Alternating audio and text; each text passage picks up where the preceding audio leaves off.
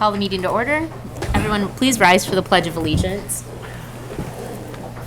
I pledge allegiance to the flag of the United States of America and to the republic for which it stands, one nation, under God, indivisible, with liberty and justice for all. Roll call, please. Campbell. Here. Fournier. Here. Goodnow. Here. Hammond. Here. Crop. Here. Menster. Here. Voorhees. Here. Agenda item 4, announcements, acknowledgements, communications, and reports. Today we have 2 proclamations and a report. So we'll start with our proclamation. Our first one is for our Discovery Center, which will be opening shortly.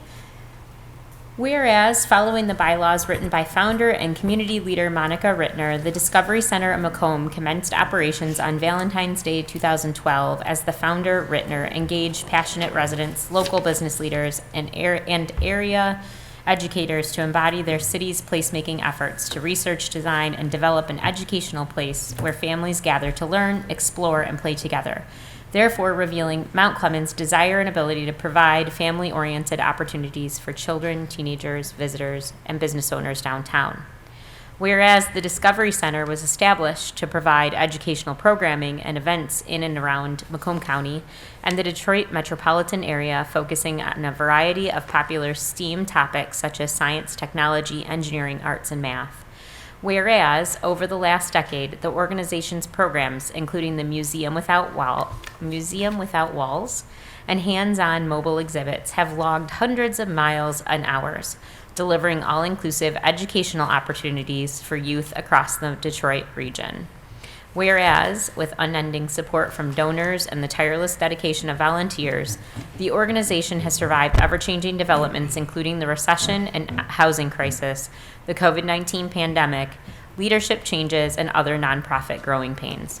Whereas, in 2021, the Discovery Center, its director, Dusty Welsh, and its board of directors created an all-new Discovery Badge initiative to engage students enrolled in Mount Clemens Public Schools and neighboring districts to demonstrate our commitment and ability to activate and unify the community. Whereas, the Badge program acts to engage students in the topics of science, health and wellness, history, culture and humanities, technology, computer and robotics, aeronautics, youth financial literacy and workforce development, and environmental conservation, embracing a diversity of popular topics, reaching across the educational youth STEAM spectrum. Whereas the Discovery Center welcomes interest from the community to join our leadership, fundraising, and roundtable discussions, to host dialogue around community and educational topics, and to design programming that addresses the specific needs of area youth, regional school district educators, administrators, and local families, where the Discovery Center will continue to provide access to quality educational programs and events, remain a trusted source of local leadership for youth, and aid in community development initiatives and collaborations for as long as deemed necessary by the community we serve. Now, therefore, I, Laura Kropp, Mayor of Mount Clemens, Michigan, on this date, September 20th, 2021, declare open the Discovery Center at Macomb at 54 Cherry Street, Mount Clemens, Michigan. I think we have board. We I'm do. here representing the Discovery Center. I'm on the board. Excellent. Thank you for being here. Thank you to all of you. Will you go to the mic though, Barb, so they can hear you on there? You know the routine. You're just going to say thank you. Oh yeah, but we want it official. I just want to thank everybody on the board for recognizing the Discovery Center with the proclamation, and we hope that all of you get an opportunity to come and visit us at the open house. So thank you very much. When is the open house? I think it's October, not quite sure, but I think it's October 6th. But I Okay. could be wrong. We'll So, confirm. Excuse me, stay tuned. Okay. You know, maybe I'll let you know. Yeah, yeah. Shoot us an email. We'll put it in Yeah, our I'll do commissioner that. comments. Yeah, perfect. Okay, well, we have a proclamation from First United Church. Do we have anyone from First United Methodist? Okay. Whereas the First United Methodist Church is in the midst of celebrating 200 years of excellence in Mount Clemens, and whereas the Methodist Episcopal Church in America was founded by John Wesley in 1784, and whereas in 1809 a Methodist minister, the Reverend William Case, held services in the homes of William Tucker and Christian Clemens, In 1820, the Reverend John Kent began to hold regular services in Mount Clemens. They met in the home of Christian Clemens and later in the courthouse. On January 1st, 1821, the first members were received in the church.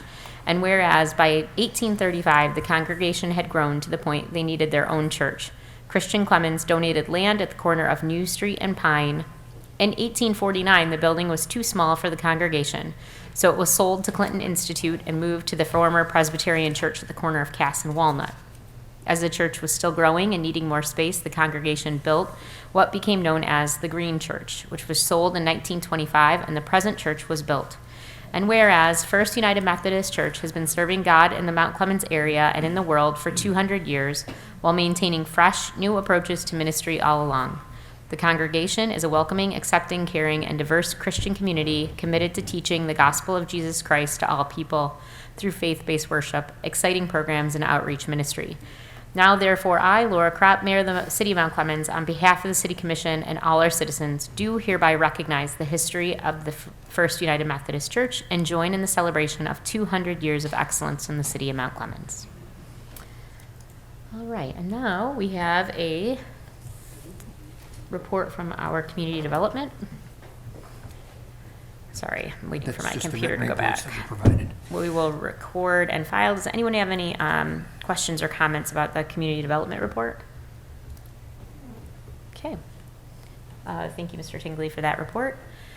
We will go ahead and I'll move to adopt the agenda with one. I'd like to move, it is standard practice to put an ordinance in its second reading on our consent agenda, which our consent agenda does not allow for any discussion or questions.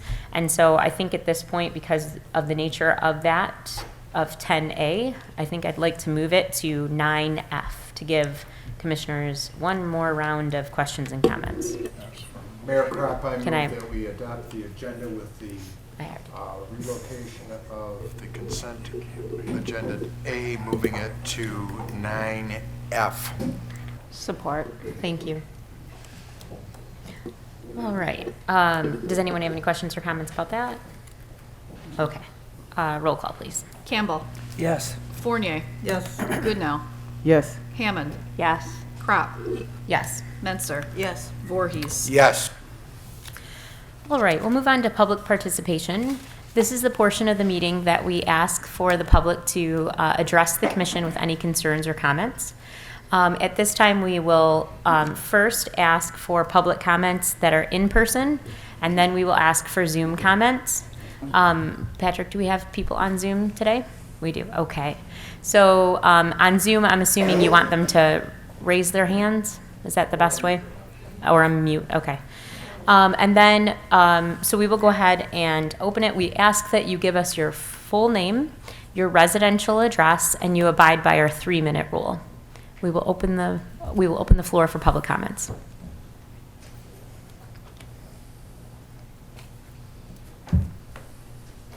My name is Wendy Wolf. I live at 123 Moss. In regards to the street parking ban that you're considering tonight, the trash companies have been working around cars in this city since the alleys were eliminated.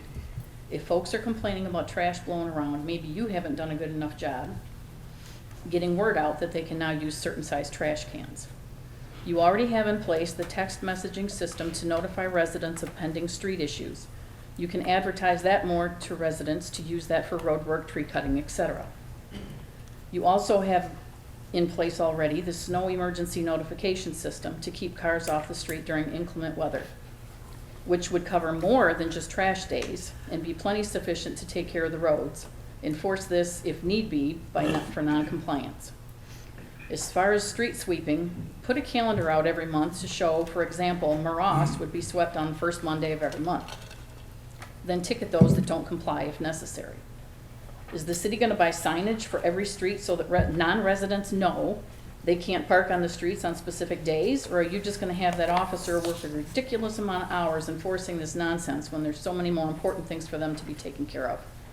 The sheriff's department, if I'm not mistaken, has already said that they don't think this would be a manageable job. Utilize the things you already have in place and stop making life more difficult on us residents. We pay enough taxes already and should not have to go out of our way to pay additional money to park on streets where our home is, or have to try to remember to tell our guests that you can only park on the street on certain days if you want to participate in activities in our town, not to park on our streets on trash day. We have enough trouble getting people to come to our town and spend their money. Why shoot ourselves in the foot with this too? Why do you feel it's necessary to inconvenience the residents yet again with this nonsense?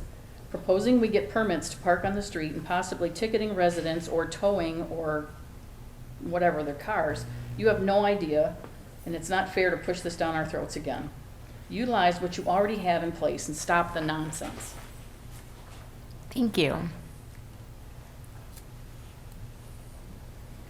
Anyone else? Ruthie Stevenson, 69 Bain Street. I'd like to thank the city for getting involved with that property on northbound Gratiot. Also, I have to say ditto to what the young lady just stated before.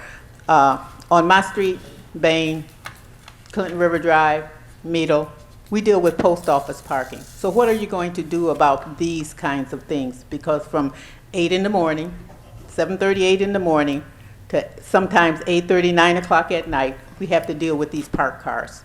So, I don't think this would be a wise situation for us to even implement this process and procedure. Garbage is still going to get picked up, and streets are still going to get swept if we're not going to implement some kind of policy that makes it fair for not only the citizens, but for everybody else that comes into this community to park.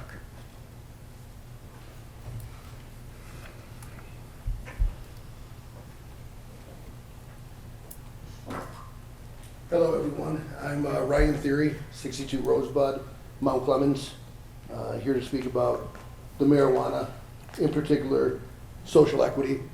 I've kind of, for the last 18 months, kind of just observed everything that was going on.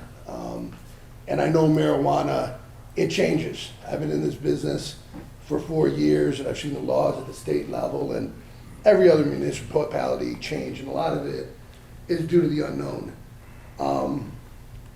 I see a path that this is kind of going down where, there's probably things that should be worked out, things that should be known. I think there should be more licenses available to the residents of Mount Clemens. You guys are mapped out by the state of Michigan for social equity. It's just a fact.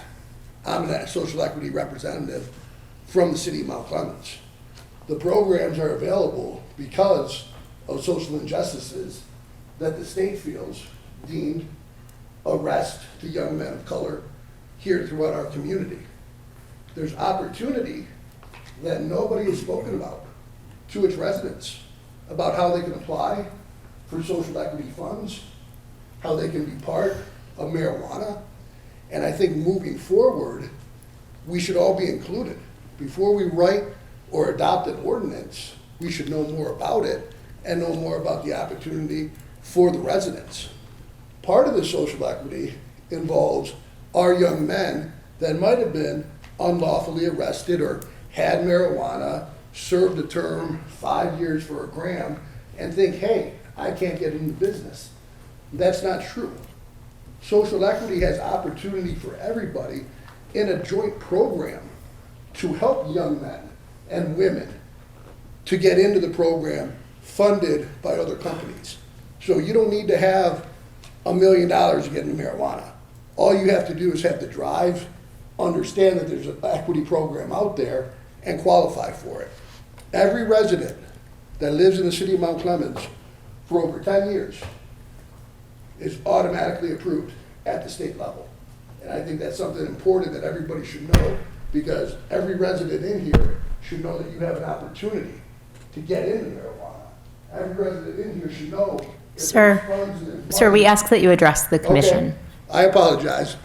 I'm deeply involved in social equity, all right? So all I want to see, I'm not here to fight, I'm not here to argue. I hope you guys can come to a compromise and find a path that works not just for the board, but works for the citizens. Some sort of compromise that allows the residents of Mount Clemens to have an opportunity to. That's all we want, an opportunity. don't want a license. I want the opportunity to have a license. Thank you. Thank you. Is there anyone else?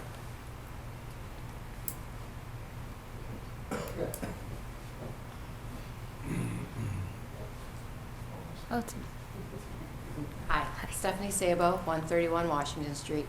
And I'm also against the parking ban, and I think Wendy had some fabulous ideas and said a lot of the things that I was thinking myself, that I think it's unfair to the people that don't have either a driveway or the driveway is insufficient to park more than one car, if even one car. And to have the sheriffs coming out, that's just, I just think that's ridiculous. I was on the Kendrick Neighborhood Watch, and we couldn't even get one of the officers to come out on our meetings just to update us on what was going on back a couple of years ago. I can't imagine they'd be wanting to spend that much time out patrolling the streets. Sorry, allergies, and I'll try to keep this going. And another law, I think, is just ridiculous, because I walk at least 20 minutes every day, if not more, and we already have laws that aren't getting enforced. Because let me tell you, there's a lot of people that do not ever shovel their snow, and I love those people in the middle of winter. So if we're going to have a parking ban, I just see those of us that will follow the law will follow it, and then those that don't, they're just going to be out there, and it's just going to burn our britches. And I wondered if you guys could come up with, besides a calendar Wendy mentioned, putting out when they want to do street sweeping. I know just if it were posted, people would move their car. I know people were asking about having it posted somewhere, as opposed to the randomness that it is. Royal Oak puts out signs in neighborhoods to let people know, don't park on your street. Maybe I'm wrong. I saw a face twitch. I could be wrong, but I'm pretty sure they did at one point. And so if this does get enforced, does that mean that every Monday I will have something done in my neighborhood? Because then I'll be waiting and wondering. Thank you. Thank you.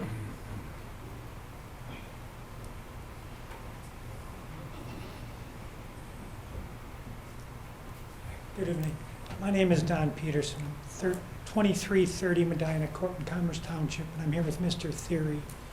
And I just want to say that I've seen a lot of communities enact various cannabis ordinances.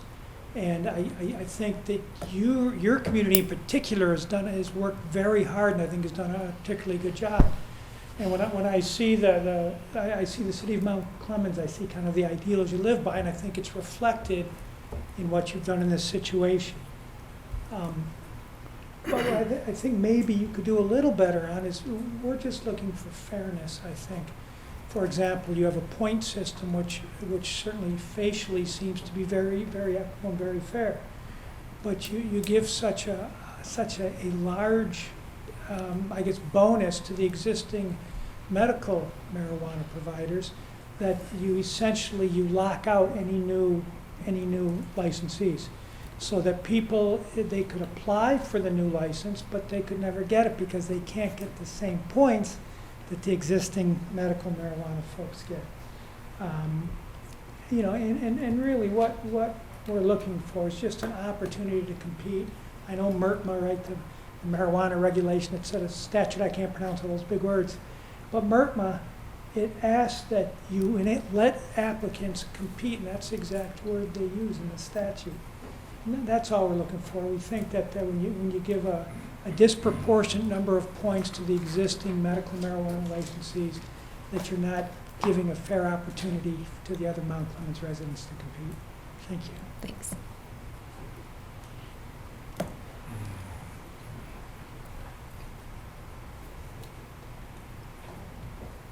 Hello, Eric Rick, 1689 Hampton Road, Mount Clemens. With regards to the street parking, if it goes forward, the parking ban, I strongly recommend that you proactively get parking passes out to those who would be already, like if it's a street where every single house on that street doesn't have a driveway, try and send parking passes to those residents ahead of time and let the residents know ahead of time what proactive efforts you're making so that it's not a bunch of disinformation floating around on Facebook comment sections, and instead you get ahead of the information curve on this. Nobody's going to like it no matter what you do, but if you can at least get a little bit further ahead, maybe it'll be less bad. That's it. Thank you. Thank you.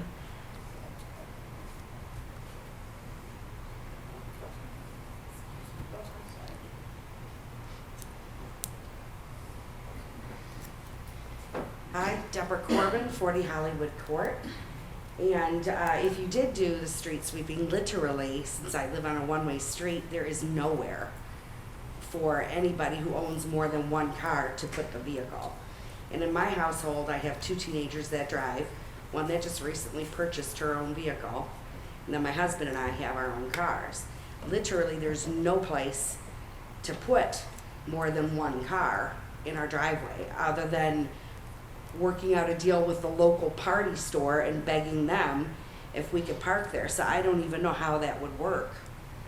So I guess there's other things to think about, because literally my street is so narrow, and I understand that, you know, I watch a street sweeper go by and I watch what he does, and I mean, I get it, but in the same sense, I don't know where am I supposed to put my vehicle. If I did move it, where do I move it to? So that's something to think about for the residents, because there are more like me out there that live on a small street. Thank you.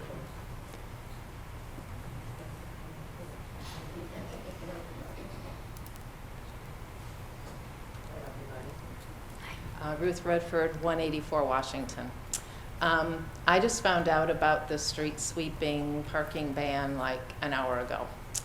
And so I may not know everything about it, so I may have some questions more than, I just thought of a number of situations where it could be an issue.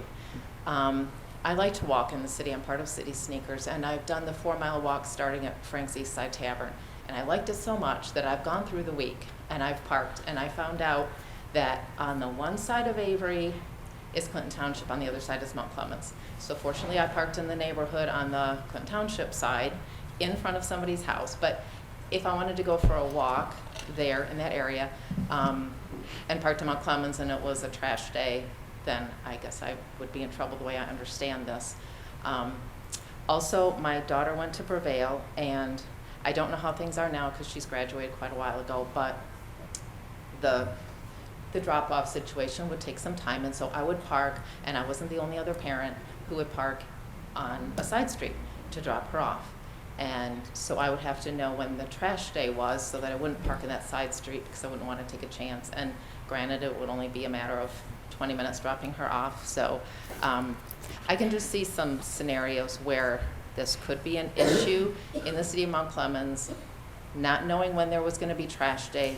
Not that I like to park in front of somebody else's house if I want to go for a walk somewhere in the city, but there could be issues. One of the first things that I thought of was also Rec Bowl, where I walk with City Sneakers, and let's say that I stayed and drank too much and took an Uber home.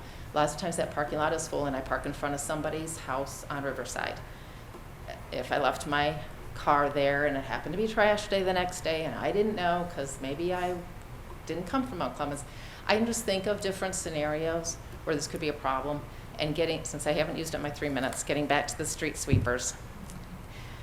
I keep my street sweep in front of my street clean in front of my house, and there have been multiple times when the street sweeper has come by and it is dirtier afterwards.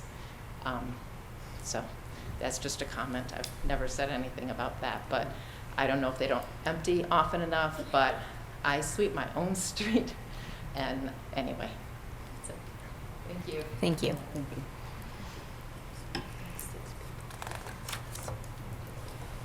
Dan Redford, 191 Washington. So I had a few issues also with in regard to the parking ordinance. You've got certain situations where people will be visiting family, they'll be on vacation, coming to see loved ones and stuff from out of state, staying overnight for a week at a time possibly. If you stay for a week at a time, you've got an extra vehicle. If you don't have space for the vehicle in your driveway, it gets parked down the street. If you're staying overnight, you can't just drive and park your vehicle at a business, legally speaking, so you've got nowhere else to put the vehicle.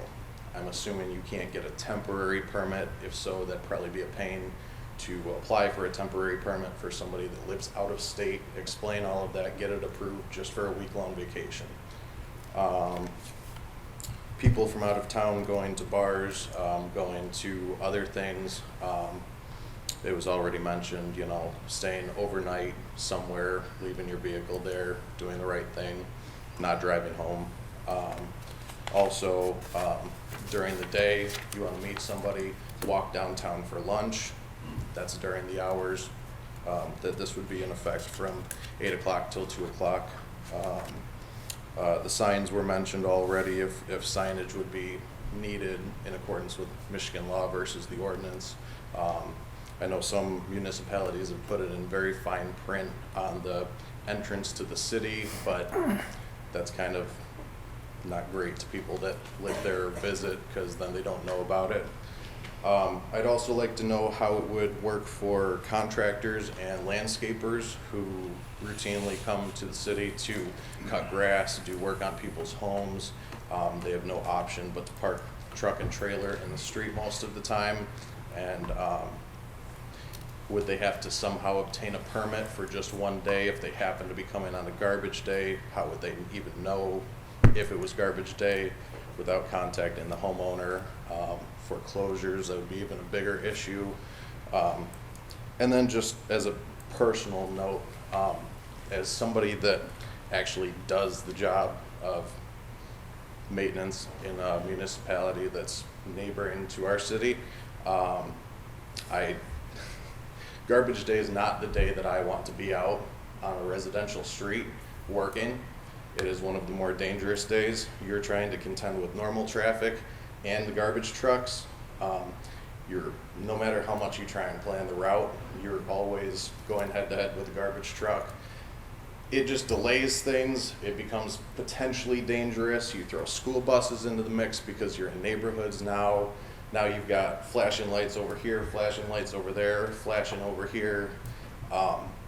If you're going to implement it, garbage day, from someone who does the job, this is not the day to do it. It's just, it makes everything more difficult. You're not doing the dig on a city street on garbage day. Thank you. Anyone else in person who would like to address the commission?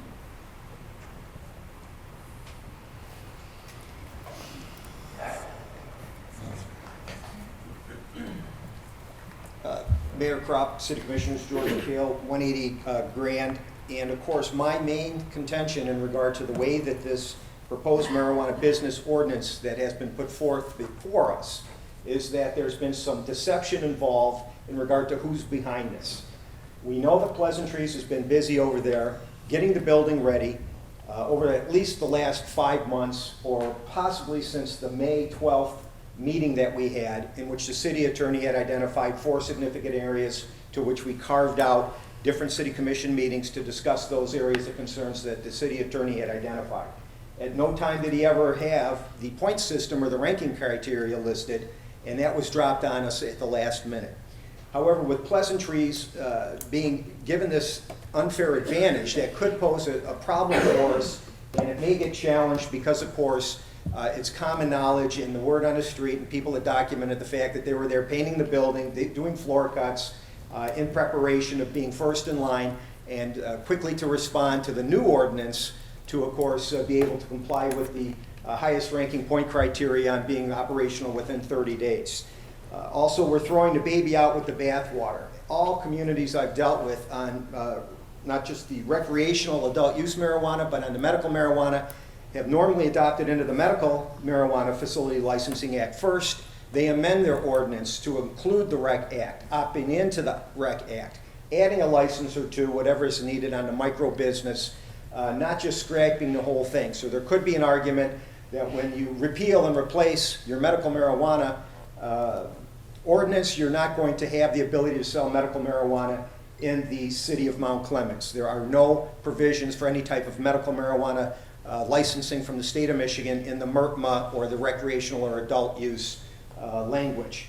Also, there are several things that the current operator failed to do in regard to notifying the city in regard to any changes of ownership or other type of interests on his development at the Gibraltar Trade Center site. As we know, there are plenty of stalls, nothing was going on. The city manager himself had informed us that he didn't expect anything to happen before the next renewal of the permit in December, and then of course the flurry of activities. And the last point that could cause us some problems is the transferability language that is in this new ordinance. This is all being done so that they can do a quick deal, transfer it over to Pleasantries, and get the other state licensee out of the way, if they're even still in the picture. And the VBJG Mount Clemens Inc. needs to be looked at a little bit more completely in regard to who's VB on the JG part of that application. And is that state licensed applicant actually going to follow through and be part of that, or now is it this Pleasantries that has shown up in the 11th hour, parading here at city commission meetings, even going so far as asking for a special city commission meeting to revisit the grow operation? Thank you, and I trust you'll make the best decision you can. Is there anyone else who would like to speak to the commission? Okay, we'll move to, wait, do I have anyone else? Okay. My name is Earl Stilson, 24400 Joy, and I don't quite understand everything about this marijuana. I'm too old. But my understanding is you have to have 10 acres of property and zone industrial to have a grow area. Is that correct? Yes or no? You answered questions, or? We don't typically answer questions while we're for public comment at that time. We do it at the next meeting. Sorry. Let that be. But my understanding is you have to have 10 acres and zone heavy industry to have a grow area. I have an acre and a half, 11,000 square foot building that is 1,000 feet away from Gibraltar Trade Center. I don't understand how you can issue a license for residential growing in a residential neighborhood for 72 plants and you have no regulation. You're growing right next to a house or a school or anything, but yet you won't let it be in an industrial area.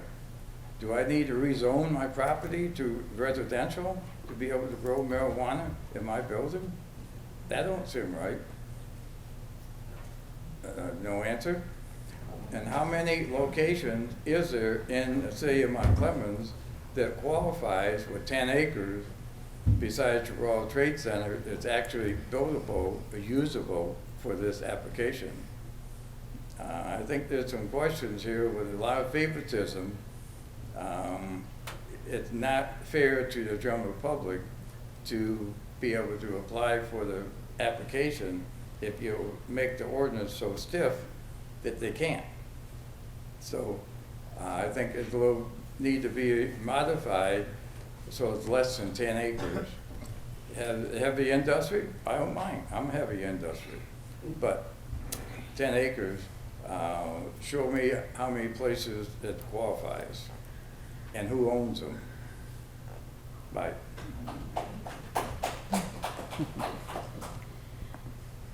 Anyone else in person?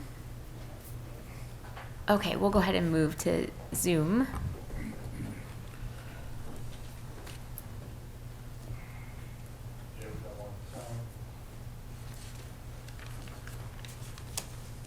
Hello? We can barely hear you if you'd like to speak up a little.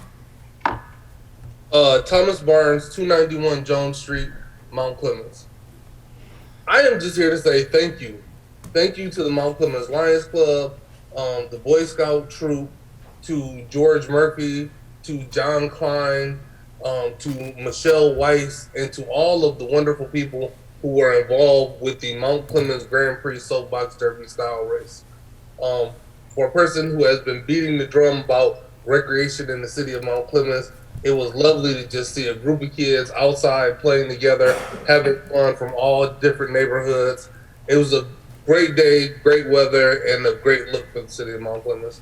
So thank you to everybody who took time out of their busy schedules to come down and be a part of the Soapbox Derby. Thank you. Is there anyone else on Zoom? Okay, looks like we don't have anyone else on Zoom, no one else in person. So we'll go ahead and move on to administrative responses to issues or questions raised during previous meetings. Do we have any, Mr. No, ma'am. Johnson? Okay. Moving on to approval of minutes. I'll entertain a motion. Motion to approve City Commission work session and regular City Commission meeting minutes for September 7th, 2021. Support. Any questions or comments? Okay, roll call, please. Fournier. Yes. Goodnow. Yes. Hammond. Yes. Pratt. Yes. Menser. Yes. Voorhees. Yes. Campbell. Yes. Okay, moving on to general business. The DDA bylaws update. I'll entertain a motion. I move to approve the amended DDA bylaws as presented and authorize the city clerk to sign the same. Okay, Support. thank you. Mr. Johnson? Mr. Tingley is going to tell us about the DDA bylaws. Thank you, Mr. Johnson. It's been about a little over 10 years since the bylaws were last updated. So in consultation with the city attorney, the DDA board did unanimously adopt amended bylaws at its August 4th, 2021 meeting.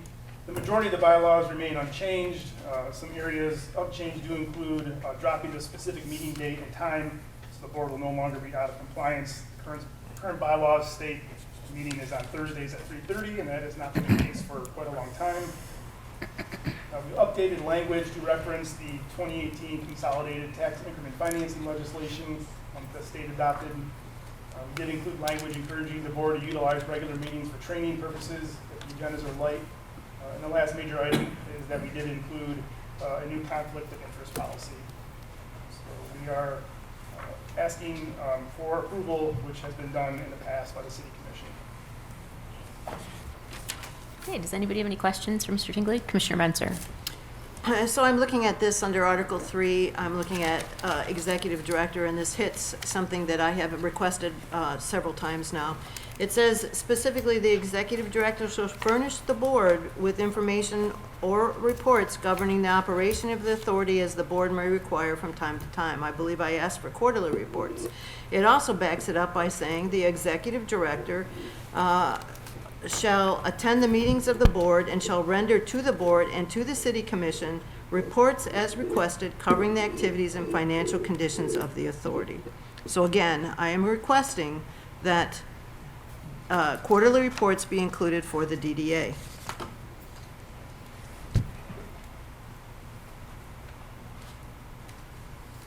Is this a problem to do? I mean, it's come up so many times now, and then we have dead silence. But is it a problem to do those reports? Or? I mean, we can certainly pass the agendas along, the meeting minutes. I'm not sure what else. And it has an executive director's report included in it, which is what I emailed to everybody in this last email. The executive director's report is right in there, including the last minutes from the meeting before, which were also pretty comprehensive. They were, I think, more inclusive than the minutes from the commission meetings. And I also think that we complain consistently that the executive director, who's also our executive director of community development, is overworked. And now we're going to put another report that is really already given and already accessible. So why are we doing that to him? Why are we doing that? We got that once from you. Well, I've been asking for this for months. I gave it to you this past and said that I would continue that. I don't know what else you want me to do. It included a director's report. So, I mean, unless you want us to package it and put it on the agenda, but I don't think we are not a governing board over the DDA. I mean, it does include it in the bylaws. I understand that, and it is being given to the commission. It is readily available. I would like to see those with the quarterly reports that we receive. Yeah, we can certainly do that. I mean, I can just consolidate some of the executive director's reports that are done every month into a quarterly. couldn't you just give us? I can give it to you every month after the meeting, which is included in the DDA package, which is included on our website, and I can pass it along to you. Or we can do it by quarter, and you can wait for 3 months I after. didn't get that one. Could be my email debacle I got going here, but as long as we can have some insight into it, I would think that that would work. If you send it or you put it in the And quarterly report, I don't know. The director's I like reports a have monthly been person. available on the agenda since Mr. Tingley took over The as. agenda is, yeah.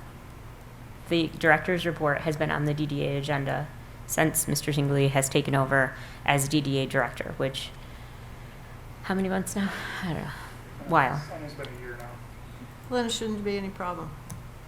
No, it's a public document, and if the commission would like it included in the commission agenda, all we need is somebody to make a motion and 4 people to vote for it. Here we go.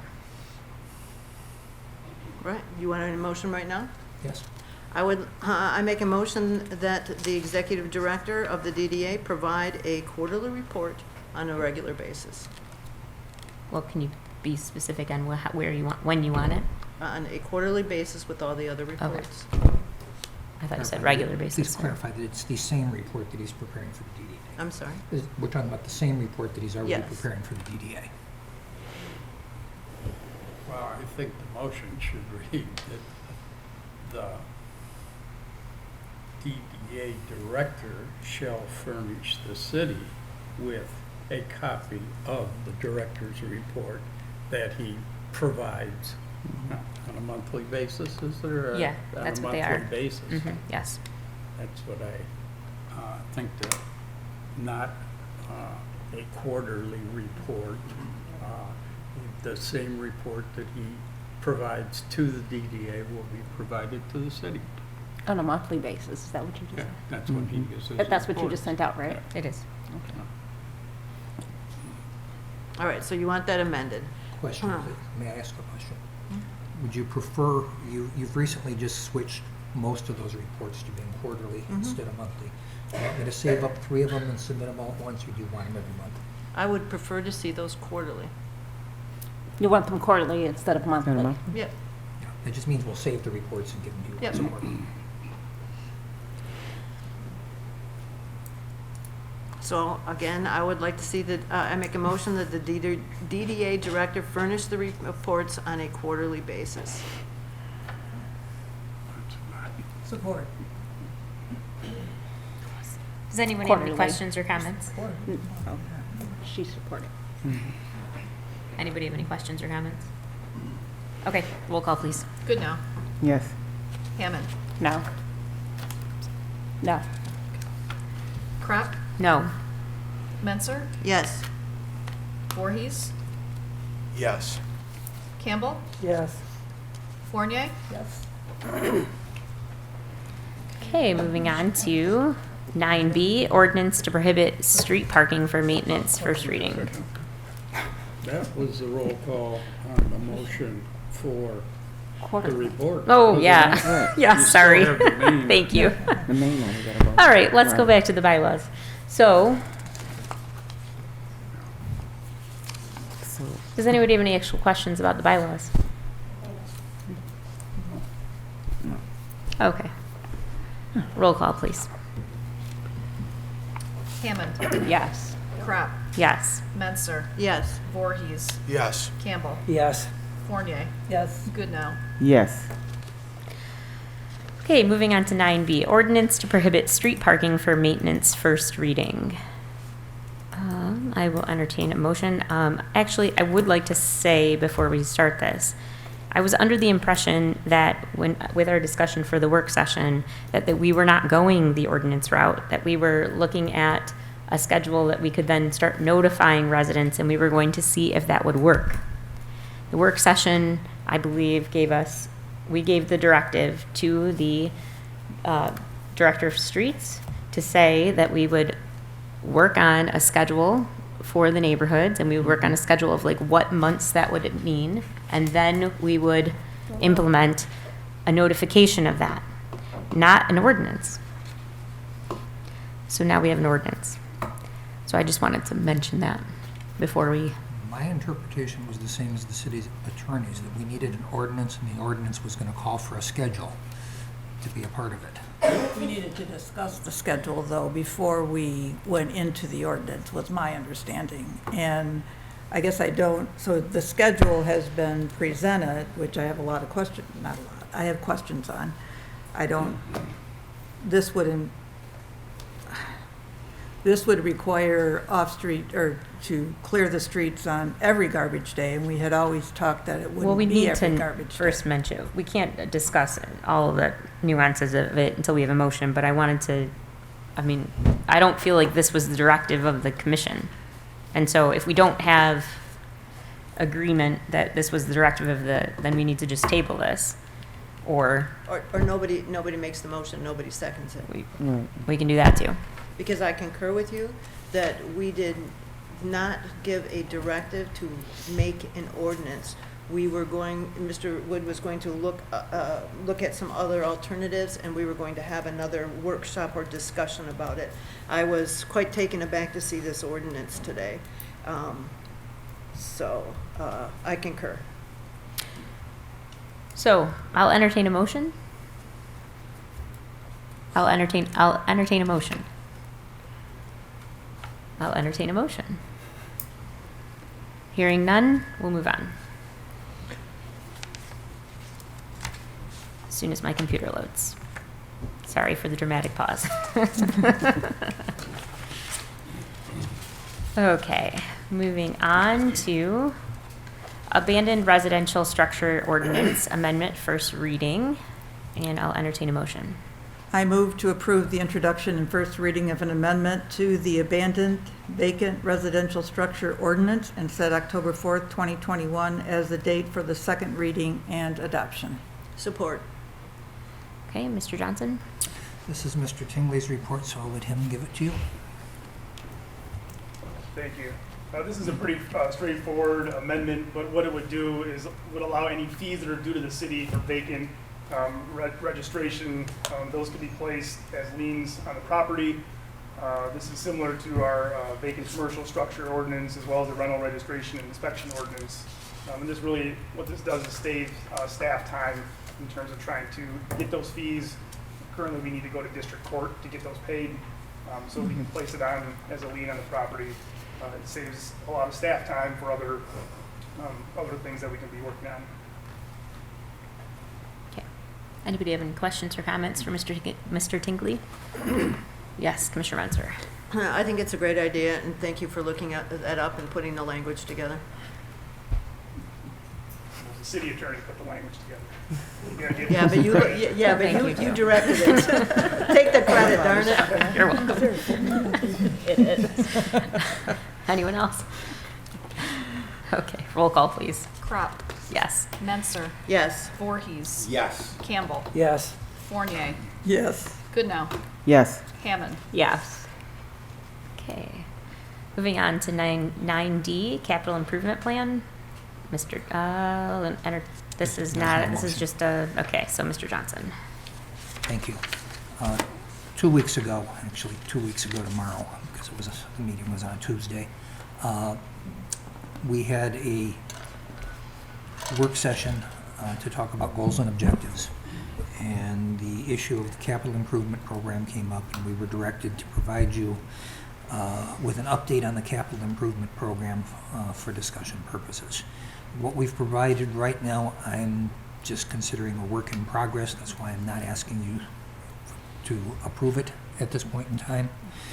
But what we have done is identified what we considered to be the highest priority items. We simplified the rating scale that was shown on the previous report to where everything's just a 1, 2, or a 3. The only things that are 1s are the ones that we're actually scheduling projected time for and projected dollar amount for. The other items just have dollar amounts, but they don't have they're not slotted into a particular year as to when they should occur. So I'd kind of like the commission to look at basically the ones that are listed as number 1s, and most of those are all identified and discussed in the text that follows. The big ones that are going to face us are lead service lines. The state's new lead and copper rules are going to require us to replace water service lines, even though those are privately owned. The city did not install the service lines to begin with. The city does not actually own those service lines. They're actually owned by the individual property owner. And up until now, it's always been the individual property owner's responsibility to deal with them should they fail. But under the lead and copper rules, we're going to be required to replace any lead lines.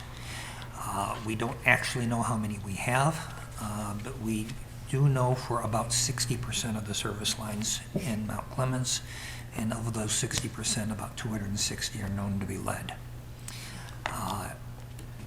Using that as a basis, if we interpolate that over the rest, it suggests that we probably have about 433 lead lines altogether. It's possible this could be off. It isn't necessarily the case that the 40% is the same as the 60%, but this is the best number we have available at this time. So, in looking at that, if average replacement cost is $5,000, we're looking at a $2.2 million project. We're actually only required to replace 5% of those services per year. However, if we're going to get into doing this, I would prefer to finance the project if necessary and try to get it done in a few years at most. It appears that there may be some state assistance available.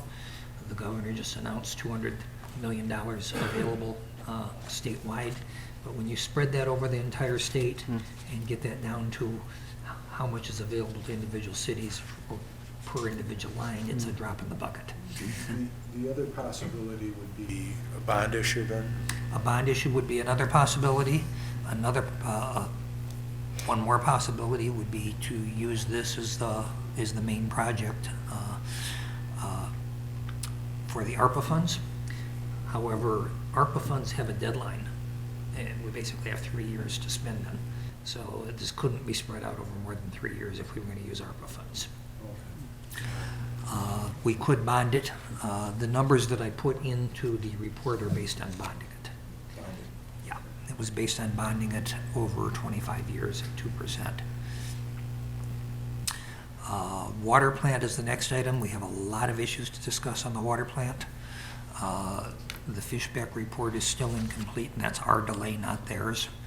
But we're going to need to be discussing that one soon. Generator.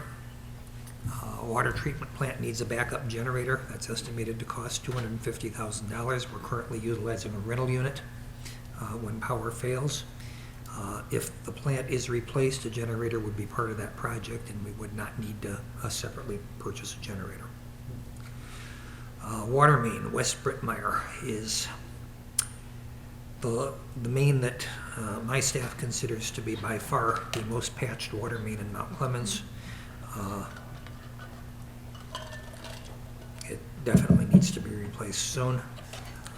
Valve operational audit. It sounds complicated, but basically all it involves is hiring somebody to test and catalog the condition of all our water control valves. We used to have a program of regularly exercising valves. That just means you go turn them on, turn them off, turn them back on, just to make sure that they can be moved and to break any corrosion that's already there. But with staff reductions, that ended many years ago. Today, when we get a break or other problem that requires shutting off part of the system, a lot of times they'll go to the first valve in line and they can't budge it. So they move further up the line and take another one. And if they can't get that one, they move further up the line until they find one that they can shut it off. And what that really means is that we're shutting off more of the city than we really need to deal with a problem.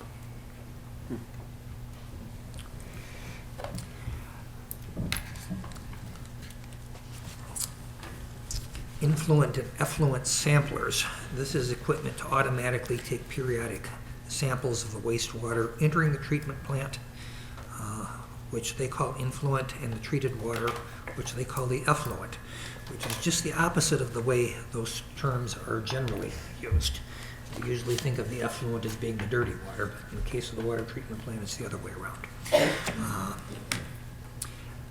Vector station upgrades. They've got a number of upgrades that they want to do to the Vector dumping station. The reason to do this is actually a fairly lucrative side business for the city. The revenue we receive from dumping fees helps reduce regular sewage bills. Centrifuge. This is a big one. The purpose of this is to remove water from sludge and allow the remaining material to be disposed of in a landfill. This will be less expensive and much better operationally than the current practice, which involves sending the sludge to be spread on farm fields. The problem with the current system is that we can't always do that, particularly if it's been a wet and rainy period. The farms won't accept our sludge. And it's been a problem for Lenny and recently and actually before that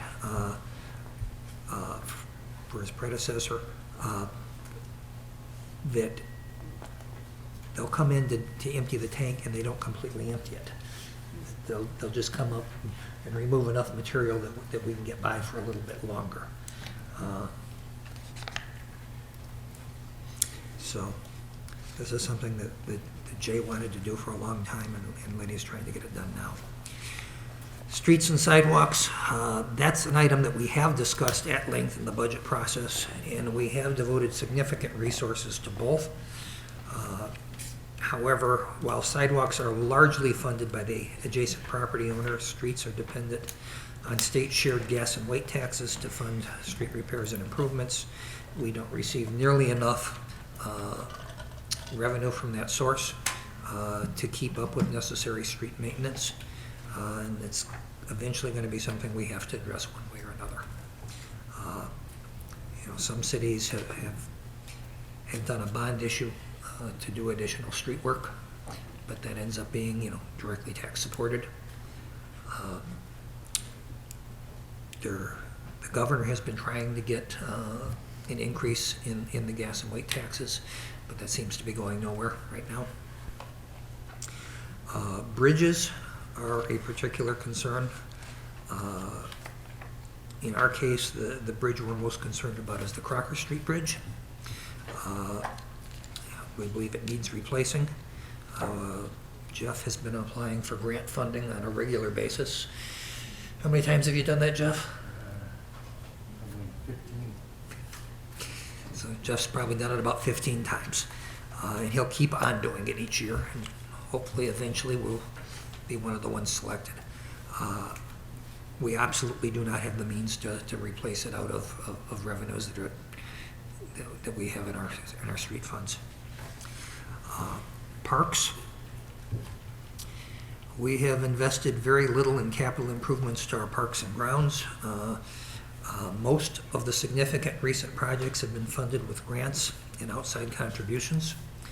I would note that I think parks are a major factor in residential purchasing decisions, and I think by cutting what we spend on parks, we might be being penny wise and pound foolish.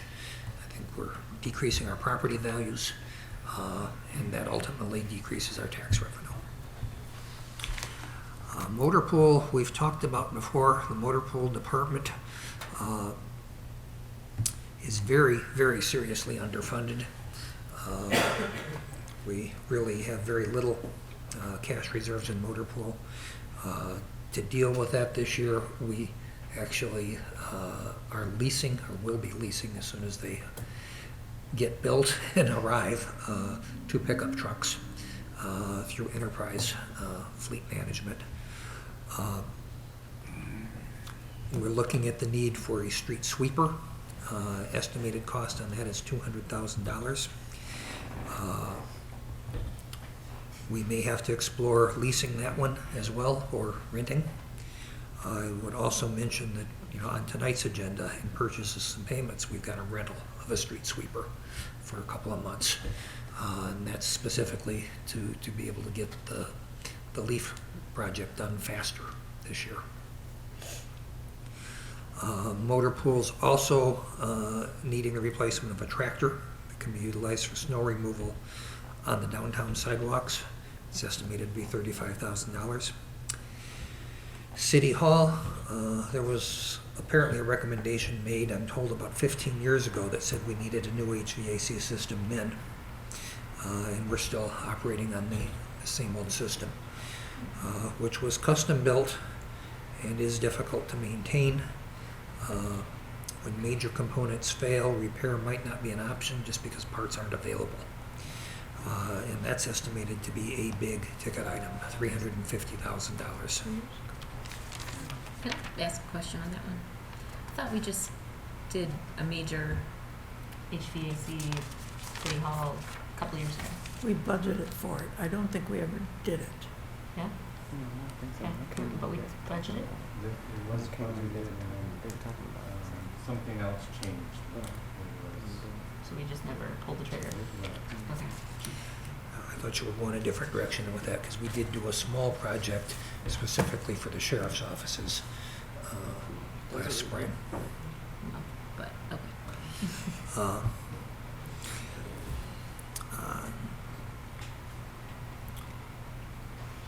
And Jeff notes he listed several capital projects that are underway right now or have been recently completed. These include the Ball Diamond at Shadyside. MacArthur Park has received funding for the reconstruction of sidewalks, parking area, and Jones Street. DPS, the sidewalk replacement program, has been expanded and is scheduled, right now scheduled to complete 3 zones this year, but I've got my entire staff trying to tell me that they can only really do 2. And I know you guys want to do 3.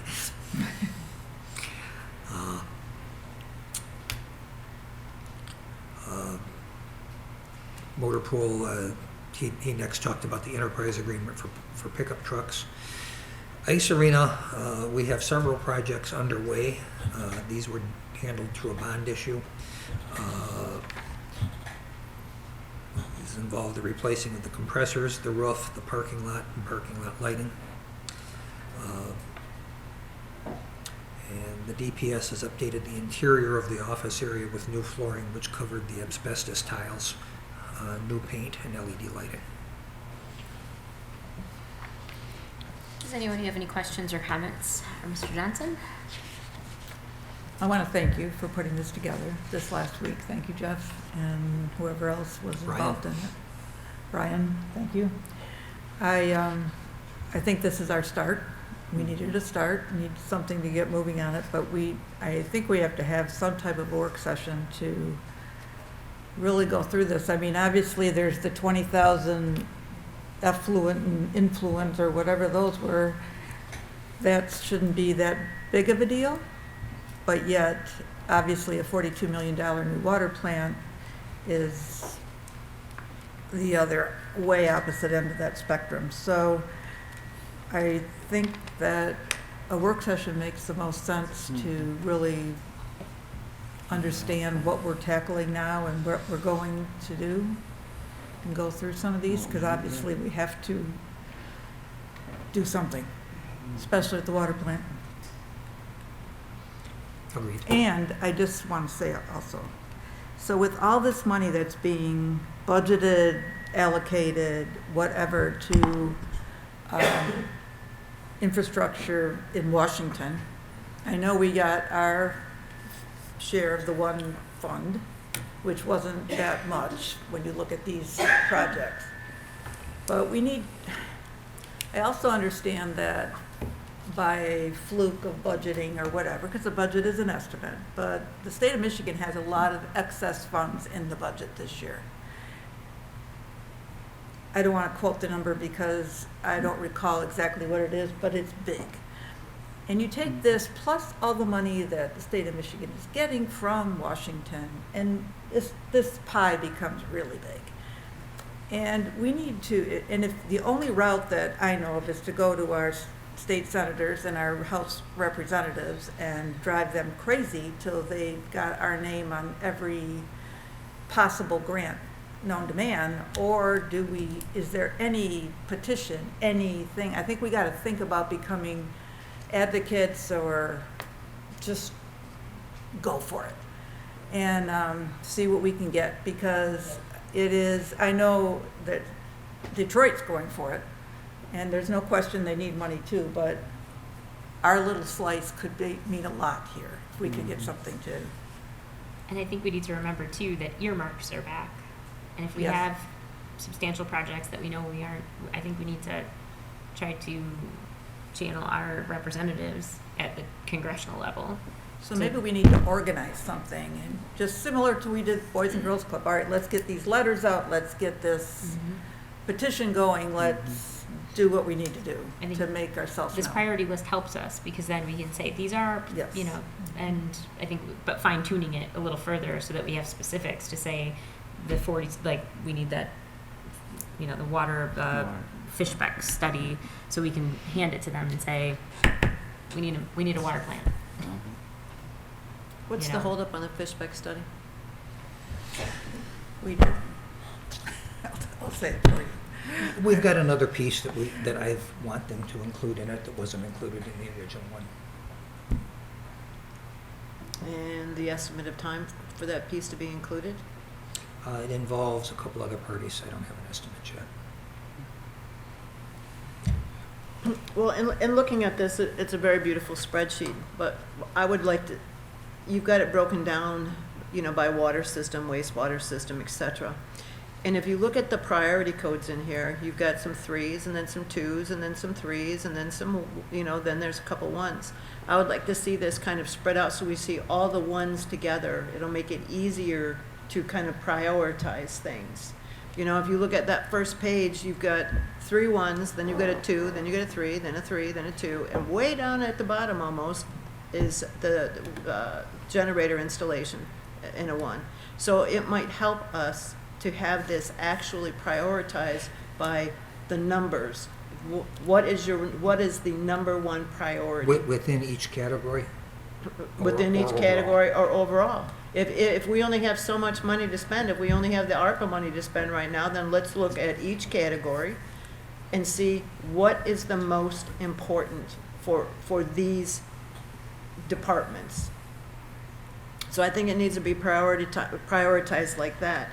I think that this took a heck of a lot of work, and I'm appreciative of that. And some of these things that we have 1s on, as was noted, they're already started, or, you know, you've got major street resurfacing, reconstruction as a 1. Yeah, there are some streets, so we can name them, you know, Grand, Euclid, Esplanade, Crest, Lincoln, Miller. I like the Crescent. You know, we can name all those. So I think it will help us to see, you know, the top number 1 priorities, what that's going to cost, and then figure out what money we have and what money we can get. Because, you know, it was said earlier, Mr. Wood has been a rock star when it comes to getting grants. You know, what is it, Church, Harrington, you know, Jones Street, he's been a Gratiot, Main Street. He's been a rock star in getting those. So if we prioritize it, maybe, you know, we'd be better able to say, okay, let's pay for the generator and then let's look for a grant, you know, to pave this street. So I think that would help. And I went on the website today to check out water and sewer rates because you mentioned another authority in your memo here several times.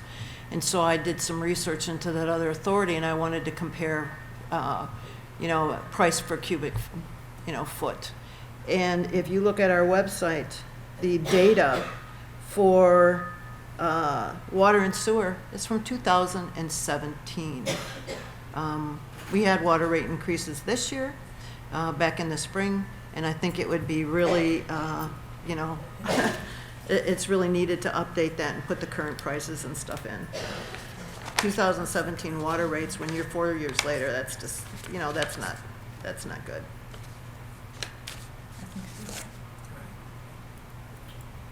Anybody else?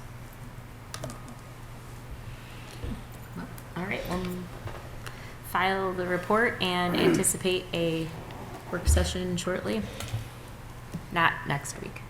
Next No. meeting, I mean. Not next meeting. Okay. And I would like to make a suggestion.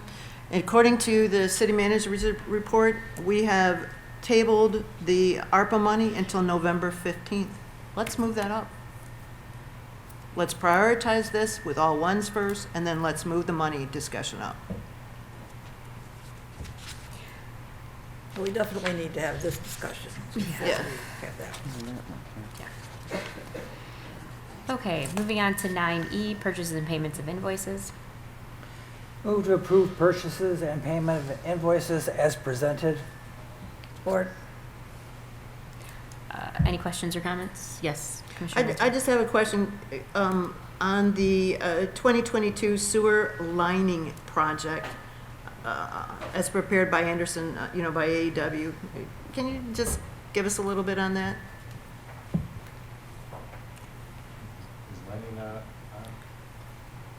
Is Lenny on? Is Lenny on?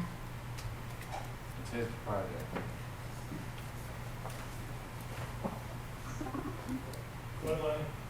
Yeah, I'm here.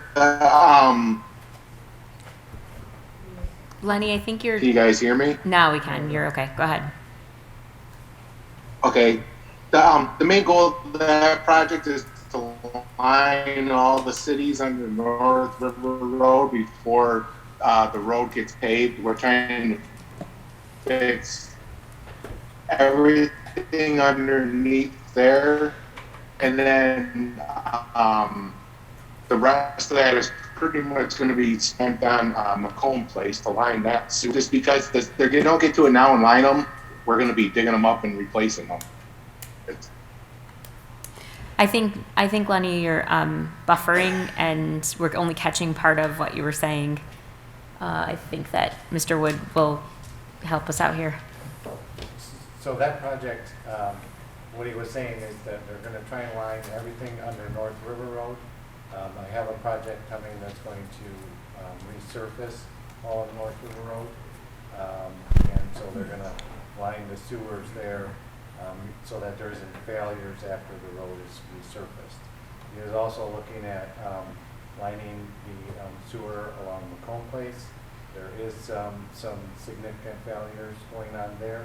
I think as y'all see in the brick pavers, right? Off-roading experience. I think that's where he was looking at that project as well. Okay. Okay, thank you. Okay, anyone else? Okay, hearing none. Roll call, please. Voorhees. Yes. Campbell. Yes. Fournier. Yes. Goodnow. Yes. Hammond. Yes. Crop. Yes. Menser. Yes. Okay, agenda item 9F, the marijuana business ordinance approval. I move to approve the second reading and adoption of the marijuana business ordinance and to approve the ordinance summary for publication. Support. Okay. All right, anybody have questions or comments? I do. I know we're well along this road, but just as evidenced tonight by the many speakers here, I don't think we're all totally clear yet on what this ordinance is and what it means to the city. And one of the most glaring things that, as I looked at this ordinance, that bothers me the most, there's been a lot of accusations and a lot of that type of thing, which some of which I think are true and some I don't know. But what I do know is this point system, we did not have a discussion about. And the point system is clearly weighted in favor of large organizations with a lot of money, and it will be weighted in favor of the people, the two organizations that currently have a license. Right off the bat, they get the 100 bonus points. If you have a lot of people, which a larger organization would have, you get a point per person. So what this does is, since we only have a limited number of licenses, totally discourages small business. It not only discourages small business, it discourages minority-owned business, as was pointed out tonight. It certainly does not encourage, I think, any small business development in the city.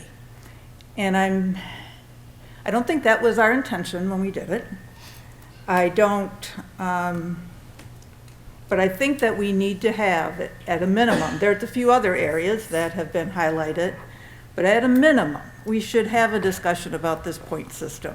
I know it was implemented to try to take out the subjectivity of picking one over the other, but it clearly, it totally eliminates any possibility of a smaller business getting a license with those bonus points.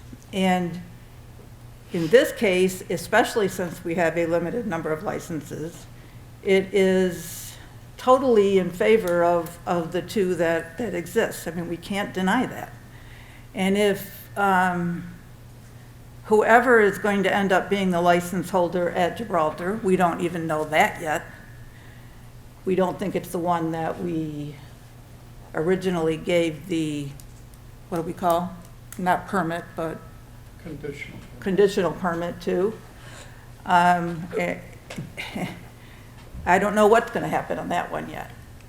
So my feeling is I would love to see this tabled for tonight, and we have at least another discussion where we go through this very carefully just to make sure, at a minimum, we understand it, and that everyone else does as well, and what we're getting into, because I don't believe that's the case. And as you said, sir, there's a lot of confusion around this. I don't think you have to have 10 acres, but then you can stack licenses, and you can do this with licenses, and it becomes a tool for companies that are large and have a lot of money and a lot of lawyers to help them figure this all out. And so I am totally, totally against this point system. I do not believe that it is fair one iota.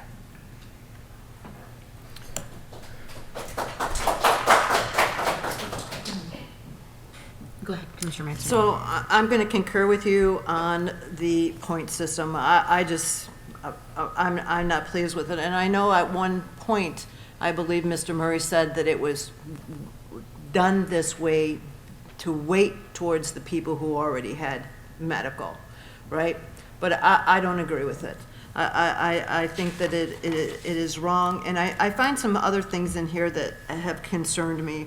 If I look at page 15, item number 3, it says, no person under the age of 18 shall be allowed to enter a marijuana business, excepting a provisioning center, in which case, the person must be accompanied by a parent. But then you go down a couple of lines, and it says, no one under the age of 18 is permitted on the premises. That, to me, is contradictory. I have a couple others. I'm on page 17, on item number 23, it says, except for provisioning centers, retail establishments, and micro businesses, the dispensing of marijuana at the marijuana business shall be prohibited. No free samples shall be distributed from any marijuana business unless otherwise allowed under the rules. Well, I'm kind of concerned, where in there does a consumption facility fit? And then, I had another one.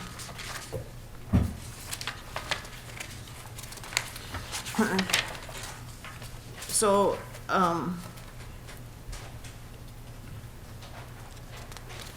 that's just my mark. So I'm looking back here on page 29, and it talks about a designated consumption establishment shall not sell or transfer marijuana or marijuana products to patrons directly and shall not allow patrons to bring their own products into the location. A designated consumption establishment may only allow patrons to receive deliveries of marijuana product from an adjoining provisioning center. So we've already given conditional licenses to 2 provisioning centers, and now they are now the only ones that will get consumption. And I think that is not right. And so I'm looking at location of provisioning centers, retail establishments, and designated consumption establishments. And under item B, I want to make sure that this is clear. Under item B, it says, "All provisioning centers, retail establishments, and designated consumption establishments shall be limited to the light industrial, heavy industrial, and general commercial zoning districts." Adding I think that's kind of a new, the general commercial. So I think that there are some questions about the ordinance, about the fairness of the, rating system, and the fairness to smaller businesses, as has been pointed out by our residents here and Commissioner Fournier. I just think that we need, it was said before that we should just do this and get it done, and we can change the wording later, and I am against that. Let's do it right the first time. Let's not pass this just to get it passed. Let's do it right the first time.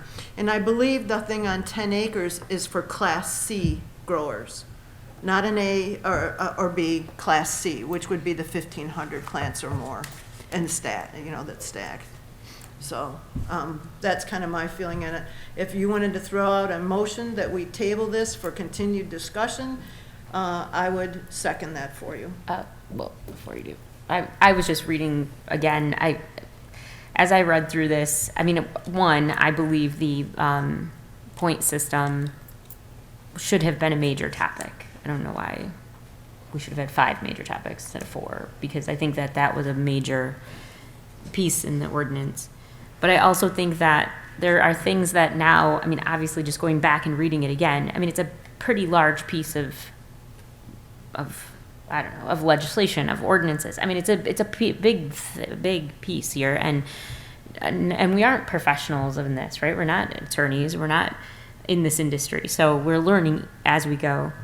And so just reading it again, I picked up on things like, why are we saying that a provisioning center or a retail establishment, and a consumption lounge can only be open until 9 p.m. A consumption lounge, I mean, it's the same thing as a bar. Why are we only opening it till 9 p.m.? I mean, I think you're sinking that business right away. I mean, I'm probably not their target market because I like to go to bed at 9, but, I mean, I know that there's a lot of people that are going to be interested in this who are a lot younger than me that don't even get ready until 9 o'clock, right? I mean, so I don't think we're building it for my age group. But I think that I don't understand. So there are just things that I read through as I went through again. So I would also favor taking another look. Mayor Kropp, I'll move that we table item number 9F, the marijuana business ordinance, until further discussion, or for further discussion. I have a question. Do we need to put a time frame on that? Do we need to say for the discussion within 2 months, further discussion, I guess that's to the pleasure of the person making the motion. What? I mean, I would think it would be sooner than later, but. Let's give it some time. How about the first meeting in December? On or before. Is that all right? Sounds like a good Christmas topic. Sure. Support. Ho, ho, ho. So you support? Okay. Support. Okay, is there any discussion on tabling? Okay, roll call, please. Campbell. Yes. Fournier. Yes. Goodnow. Yes. Hammond. Yes. Kropp. Yes. Menser. Yes. Voorhees. Yes. Okay. Do we have to do something with a motion for first? Yes. No, we tabled, right? We don't have to, yeah, we're good, okay. All right, we'll go ahead and move on to agenda item 11, city manager's report. Mr. Johnson. Thank you. This is mostly a list of activities. We have State of the City coming up this Friday, September 24th at the Emerald Theater at 8 a.m. And actually we'll use this as an opportunity to officially launch the new brand. In addition to Mayor Kropp, other speakers will be, I've still got Sean in here, it's actually going to be Gavin, the Chief Operating Officer of the Boys and Girls Club of Southeastern Michigan, Phil Gilchrist, and County Executive Mark Hackle. The event is hosted by the Macomb Chamber of Commerce. Art Party is Thursday evening, September 23rd. This one was actually basically canceled last year, done as a online fundraiser. But it's going to be back to an in-person party featuring a taste of Macomb County. I think Phil said he had 22 or 24 restaurants. I thought it was up to 26. 26? Something like that, yeah. Lots of food. Lots of food, lots of restaurants, and a lot of activities. Meet me on the trail day on September 25th. We'll be participating. We have pulled one activity that we had planned on doing originally. We're not going to be able to do the duck race until spring. We don't have enough ducks right now. Don't worry, we're getting more.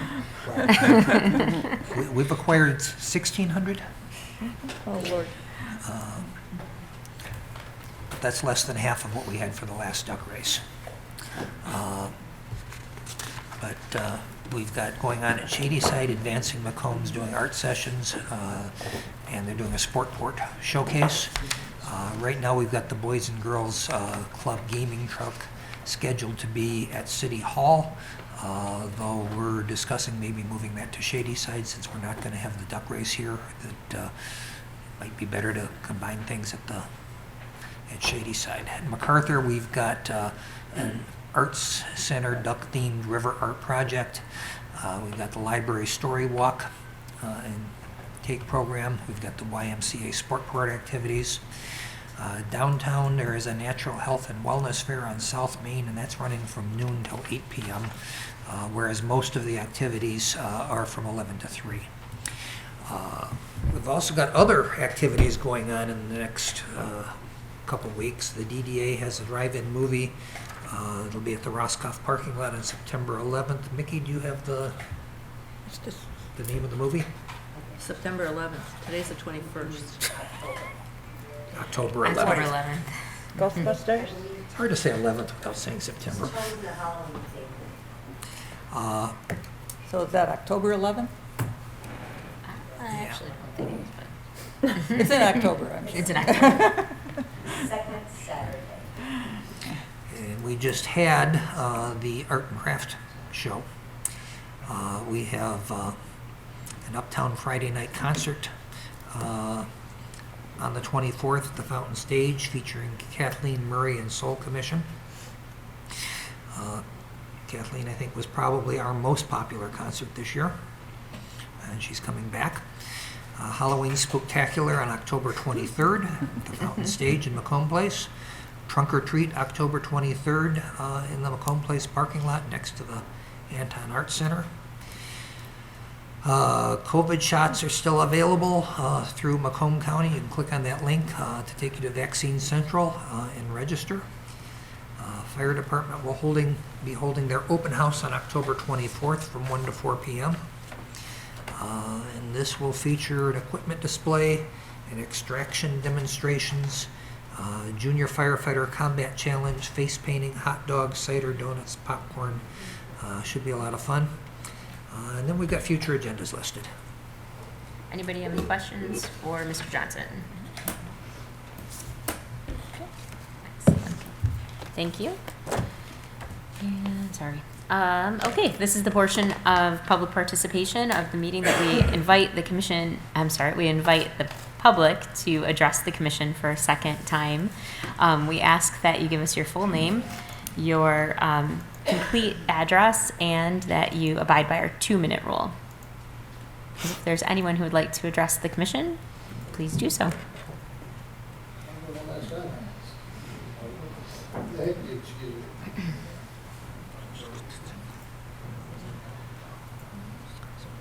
Ryan Theory again from 62 Rosebud, Mount Clemens. I want to thank you guys for taking the extra time to, table this. I want to thank Earl for his enthusiasm on marijuana, the other gentleman and his enthusiasm for recreation that we were able to get in the Zoom meeting. Guys, we all have something in common here. We love this city. If I didn't love this city, I wouldn't be standing here. I have multiple grows, other operations, but this is an opportunity for you guys to get it right. And there's a lot of other cities, and even Detroit. Detroit's actually moving their 1,500-foot rule to 750 feet to allow more players to get involved. This is an opportunity for Mount Clemens to increase revenue. You know, you establish a proper green zone, commercial property should go up. The value should go up. More money should come in. More dispensaries, again, recreational dispensaries are the only avenue, but you can collect money. You get part of that 6% revenue. So 1, 2, I see towns like Gaylord that's having 18 dispensaries. They figure let them all in. It's more revenue. We don't have to go 18, but the thing is that marijuana can be friendly. It's here no matter what. Let's use it to the city's advantage. You know, there's a lot of programs that this money can bring to people, and the more dispensaries, the more growers, the more owner-operators that are in the city, a lot of these people can help with projects and you know, help the city move forward, you know. And I think that's what we're all here. It's a passion. I know you guys, this is a long gig. I wouldn't want to stay through this on a regular business, but I thank you guys for being here on a regular basis because it's tough, you know. And I know we want what's best for the city, and I thank you guys. And if you need any help, you know, I can leave you my number, but there's also, through the state, you know, I was just with the lieutenant governor. He runs a social equity program. He'll come to the city. He'll help you guys. You know, there's programs out there to help the cities establish ordinances. Thank you. Thank you.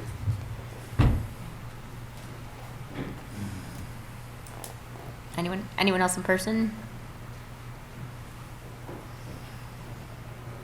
Okay, my name is Earl Stosen again. I appreciate Denise pointing out that the 1,500 plant license in the zoning of heavy industry, but on 10 acres. We do not have 10 acres, and I was hoping for a lot more than 1,500 plants and 11,000 square feet. So it kind of gives us a handicap because of regulation you have to run up, but yet I can grow 72 plant license in the house with no regulations. It's not fair. You were going to inspect my building inside and out, all kinds of permits, electrical, plumbing, heating, everything. What do you do with the homeowner that's growing 72 plants? No regulations. It needs to be modified, and I appreciate you pointing that out to me. And I totally agree with you. The point system is favoring one or two people, and that's not the way the democratic society is supposed to be. It's supposed to be equal for everybody. Because you have money, don't mean you can bulldoze over the top of the other people that are trying to work and generate an honest living, whatever way they do it. Thank you.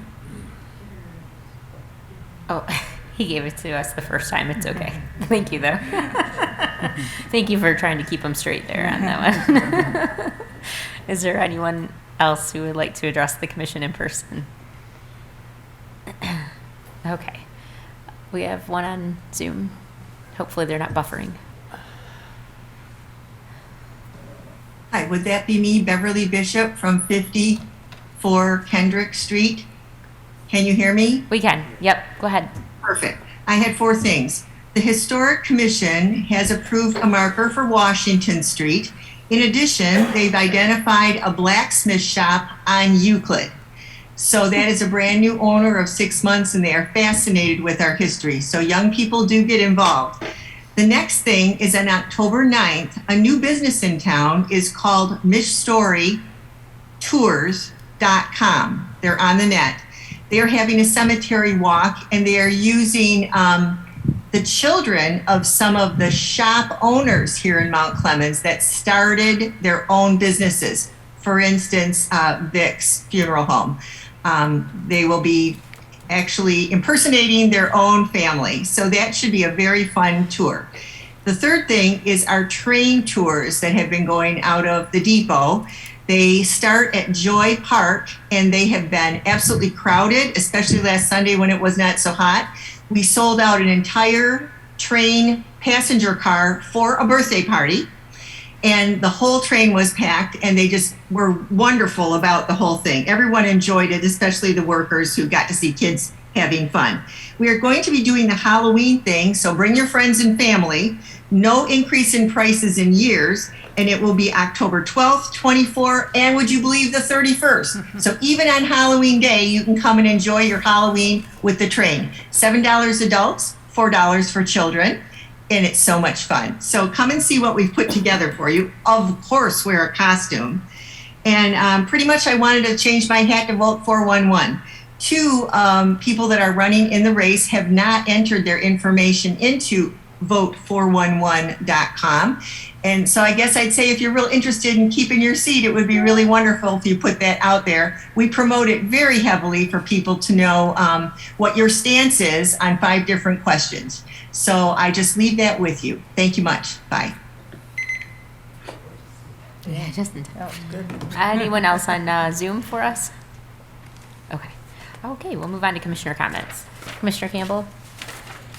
Regarding the street sweeping, we've talked about this being realistic. It is not realistic to have a street sweeper come through every week. So tabling this until we get an actual schedule that is realistic, I think, was in our best interest. I hear a lot about people saying they don't have driveways. I live on a street that doesn't have, some people don't have driveways. I'm one of them, but I'm in favor of an ordinance that at some point the street sweepers will be able to come through unimpeded, because as I've walked through the city, over by St. Joe's, there is a commercial truck that has been sitting there so long it's got 2 weeds 2 feet long that have been sitting around it. Now there is no reason to have vehicles sitting on a street, not allowing the street sweeper to come through. So the ordinance is hopefully, when it is going to be designed, is going to be realistic so that it is to the advantage of everybody in the city. Thank you. I'm sorry, Commissioner Hammond. Thank you. It was good to hear everyone's feedback tonight. Also, I want to thank Brian for working hard to have the trees and bushes removed off of Gratiot. And also, I'm looking forward to all of the events that's taking place in the city this week. Commissioner Fournier. I want to say congratulations to the Discovery Center. If ever there was a place that you had to keep the faith, that was it. It's been going on for a long time, and I'm really excited that we're actually going to open the doors soon. And also to the First United Methodist Church as well. Thank you for your many years of being part of our city. And I said to Commissioner Hammond, I think it's a full moon out there or something, because this was quite the meeting, but we do care. And on this street cleaning effort, there are people also, you have to remember, that have complained and that they want their streets cleaned and can't because there's too many cars on the parked on the street, and it creates an issue. And they're not always their cars, right? It's somebody else's. And so we have to find a way. And as Commissioner Campbell said, we need to be realistic about it. And we are going to come up with something yet. As Mayor Kropp said several meetings ago, we're going to do something. So it's not to make your life miserable. It is to make our city better and keep it clean. Thank you. Thank you. Commissioner Goodenough. I wanted to say thank you to code enforcement, especially John. We had an issue over on Gibbs where a couple of gentlemen moved in over there recently, and they had their trailers on blocks. And I called John, and he dealt with it immediately with no problem whatsoever. And I am really grateful to hear that we're going to have another discussion about the marijuana ordinance. I'm for it. I know some people are not, and I do want to be fair. because I know other people need a chance to have a say-so, and that they deserve to have a business too, as long as it's in a safe place for business. Thank you. Thank you. Commissioner Voorhees. Brian, I'd like to compliment you on getting that lot cleaned up in Mount Clemens. That's our main thoroughfare. I've preached it over and over and over again, right? Yeah, thank you. But it still needs a little work. Yeah, just a little bit. Yeah. But I looked at that property. It looks, the terrain is a little rough. So they did a nice job of knocking the trees Is the down. sod coming in next week, or? I also have two items this evening. Both involve the Mount Clemens Fire Department. First, the Pancake Breakfast on Saturday, September the 11th was great. A nice turnout, good food, and a good waitress, Commissioner Denise Mensner. She's like Flo, if you guys remember. Or Alice. Or Alice, that's it. On Wednesday, September the 15th, I had to call 911 for a neighbor. The fire truck arrived with Lieutenant Tony Kirkham and firefighters Alex Zachow and Ricardo Luna. They were very attentive to a hurting 92-year-old woman. I can't say enough about the professional conduct of these gentlemen. And with that, once a Clemite, always a Clemite. Thank you. Commissioner Menzer. So I was really happy to see this many people in the audience today. I was happy to see that somebody saw it on the agenda and put it out there and brought even more people out to speak about, the street sweeping and the marijuana issues. So we always want to hear residents' voices. We always want to hear what you have to say. And if you can't make a meeting, call us, email us, call City Hall. They can tell you how to get a hold of us. We like to make decisions. I think every person on this board likes to make decisions with the majority of the residents in mind, with the health and welfare of residents and the health and welfare of the city. So if you have an issue, reach out to us, come to a meeting, tell us beforehand, because as has been said, there were people who complained about the street sweeping. But quite frankly, right now, I'm hearing voices on the other side, and a lot of them. So your voice is important. We do pay attention, we do listen, and we try to make decisions that make the city better on a whole for all residents. Because remember, we're residents too. We live here. And the Pancake Breakfast, as Commissioner Voorhees said, I am not a good waitress. But I served. Because you dumped that coffee. Yeah. But I served coffee and I served orange juice and it served milk, and I took little boys to see the police dog, and it was really a fun day. And actually, our firefighters really enjoy that day. And Miss Ruthie Stevenson is so well known up there, she gets her own pancakes, specially made. So it was really great to see the community come out in support of our firefighters. And I tell these guys all the time, listen, you are true heroes. You don't give us tickets. You don't arrest us for, traffic infractions and DUIs and things. You just come when we call because we're in trouble. And so the support of our firefighters is really appreciated and noticed. It was mentioned earlier by another resident, Mr. Barnes, the Soapbox Derby. The Mount Clemens Optimist Club had a car in there, and Steve Saff is a member of the Optimist Club. Actually, right now he's president, and he had a car. And I want you to know that both of our cars were run by little girls, and they kicked butt.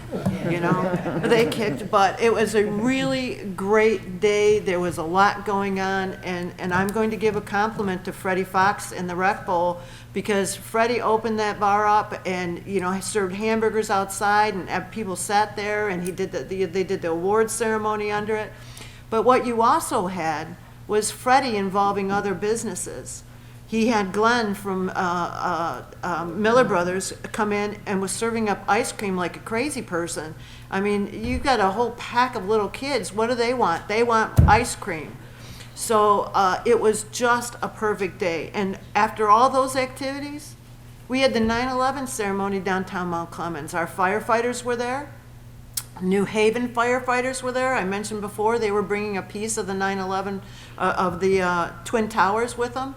It was a very moving ceremony. And if you don't cry when the bagpipes come off, and you don't cry when that 21-gun salute goes off, you don't have a heart. It was really moving. And I'm going to give a shout out. My dad has a brick on that memorial. And so I thank my dad every day for the service he has given to the community of Mount Clemens. And my brother has a brick on that wall. And my brother patrolled Mount Clemens midnights for over 5 years. So our family has been involved in this city for quite a while. We love it here, and I can't think of anywhere else I'd rather live, unless of course it was Paris, France. Thank you. Thank you. Okay.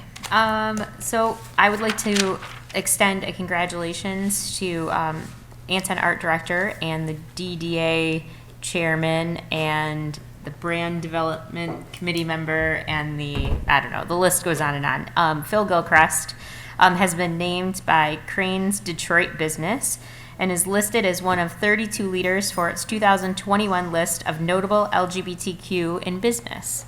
So a big congratulations to Phil and a great representation of not only a really influential person in our community, but also an influential resident of Mount Clemens. I'm looking forward to the state of the city. I hope that if you can join us, you can in person, that would be great. At the Emerald Theater, you have to buy advance tickets, and I believe, are they sold out? I don't believe they're still. I think they are listed as sold out, I believe, but we have another option. You can catch it on our YouTube channel. Patrick, is it also on the cable? It'll be on cable too eventually. So I believe it's a couple days after. So, and then, thank you, I got the thumbs up. And so I hope that it goes well, and it always makes me nervous, but the Uptown concert is going to be a big hit on Friday, so don't forget that. The ribbon cutting for our splash pad sculpture, they're calling it a lot of different things, but the Shady Side, we'll call it the splash pad for ease, will be at 10 a.m. at Shady Side Park. So we're so excited because that was a completely community-driven and grant-funded project that we're excited to get rolling on, and that's going to be a really great asset to one of our gateway to Mount Clemens parks, and so I'm really happy about that. Hope everybody can join us out at Shady Side, and then hopefully you can stay for the 11 a.m. kids kickball at Shady Side Park in the new kickball field. That's so much fun.